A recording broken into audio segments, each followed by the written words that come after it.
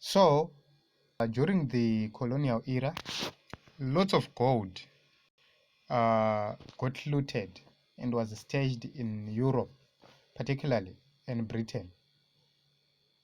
Yes, that is the truth. Our gold was stolen from Zimbabwe.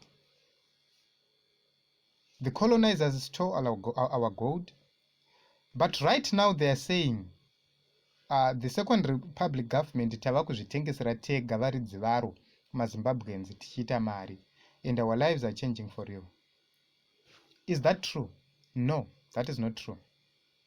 Zimbabwe is a country of an estimated population, vari kugara muZimbabwe, not counting vari kunze, vari kugara muZimbabwe, with an estimated population of 16 million Zimbabweans who are currently in Zimbabwe.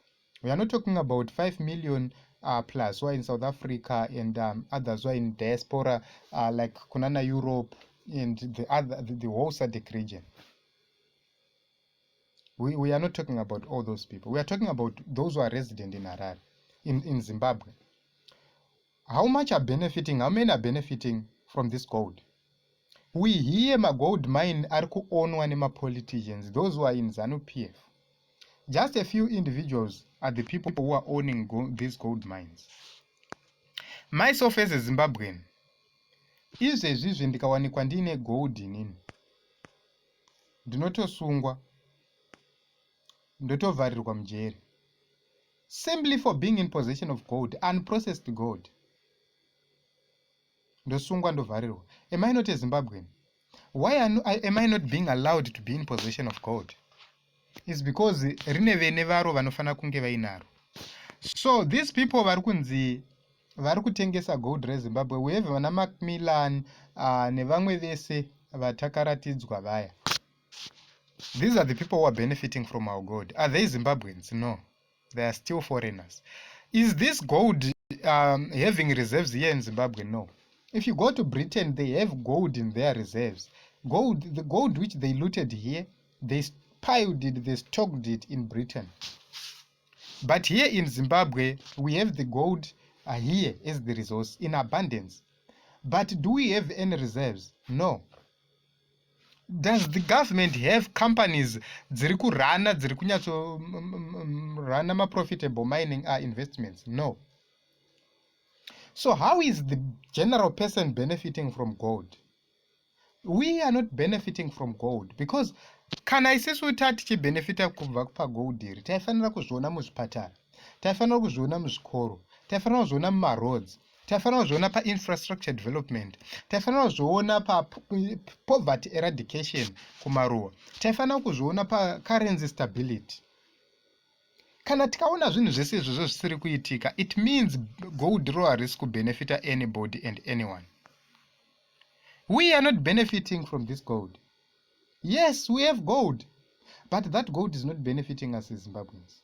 That is the cause of concern. That is our difference with the ZANU-PF people. That ignorance yavainayo yekuita sekuti ivo ndo vega vane entitlement to gold. That is wrong. Why are you not removing the colonial laws dzaiprohibita vanhu kuti vange vari in possession of gold? That was supposed to be the first move of removing such a law. Mobvumidza vana veZimbabwe kuti vave in possession of gold, vakwanise kutengesa goridhe ravawana. The same applies to diamonds. Saka you say kuti no matter the argument from ZANU-PF people, just a few people who are creating ghost accounts and they go all over Twitter trying to sanitize their illegal dealings in gold. That is wrong. What we are advocating for is that we really need to have a gold helping and benefiting the people of Zimbabwe. Let it profit the people of Zimbabwe. Let the government own these mines.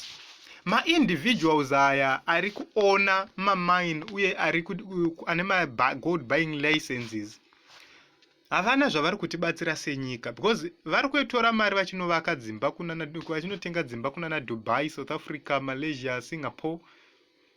They are externalizing money, buying ma-luxurious cars, $1 million car. Vari kuvaka mazidzimba ekuti you wonder kuti munhu ana kana vana kana kuti ana vana 2, but ari kuvaka imba inenge hotera.